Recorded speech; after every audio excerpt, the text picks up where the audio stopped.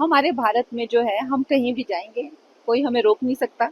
और चाहे जिसे कहते हैं ना कि अगर नफरत करने वाले कुछ है तो प्यार करने वाले उससे। तमिलनाडु में मैंने डॉक्टर जे ललिता का जो किरदार निभाया है, आप मानेंगे नहीं, हमारे ऑपोजिशन के जो एमपीज हैं, जो वहां पे बैठे होते हैं, हम उस दिन वोटिंग कर रहे थे तो एक लिस्ट में लाइन लगी थी, लाइन से जाते हुए 3-4 लोग मुझे तलैवी कहते हुए गए, तो इतना प्यार मुझे करते हैं। तो ऐसा इसकी कोई बात नहीं है, किसी एक व्यक्ति की कुछ कहने से क्या फर्क पड़ता है।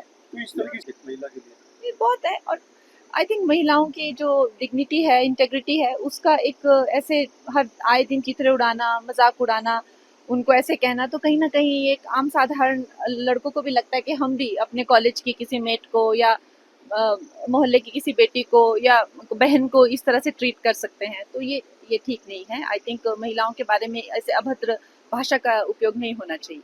मैम, इससे पहले भी बहुत राशि दी हुई है, 2200 करोड़, 2300 करोड़, 1800 करोड़, 800, ऐसे न जाने कितनी राशि। आप चाहें तो मैं आपको फिनांस डिपार्टमेंट के थ्रू, नड्डा जी की टीम के थ्रू एक पूरा भेजूंगी कि अब तक हमने कितना रिलीज किया हुआ है पैसा यहाँ पर हिमाचल गवर्नमेंट के लिए।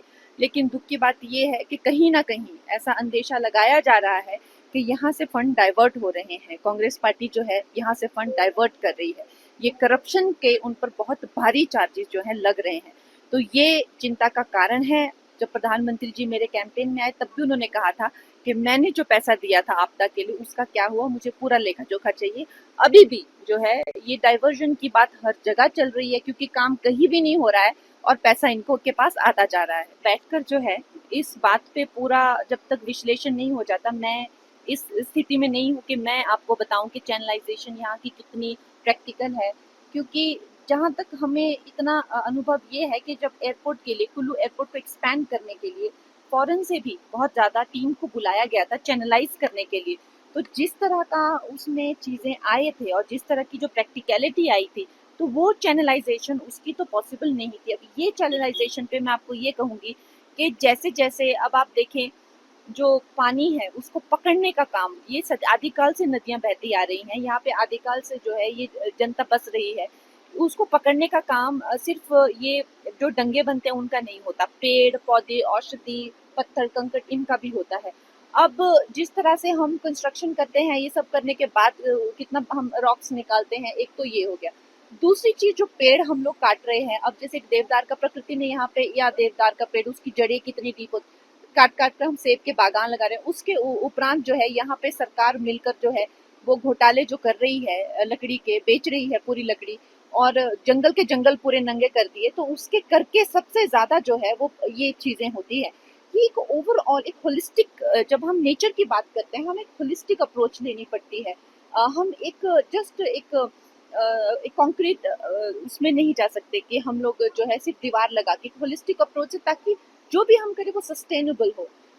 इसको लेकर एक टीम बिठानी चाहिए, इसको लेकर एक प्रैक्टिकल सोल्यूशन, और जो एक्सपर्ट्स हैं वो आपको दे पाएंगे, उसकी भी मैं मांग करूंगी मुख्यमंत्री जी से और केंद्र सरकार से कि उसके लिए भी एक प्रोजेक्ट बनाया जाए। हिमाचल प्रदेश में, और खासकर आप मनाली की अगर हालत देखें, तो आज जिस आपदा का मैग्नीट्यूड देख के मैं ये कह सकती हूँ कि ये शायद सबसे बैडली हिट है, एज बैड एज सिराज का जो एरिया है उतना ही बैडली हिट है। और टूरिज्म का तो बिल्कुल ही जो आप जानते हैं ठप हो चुका है।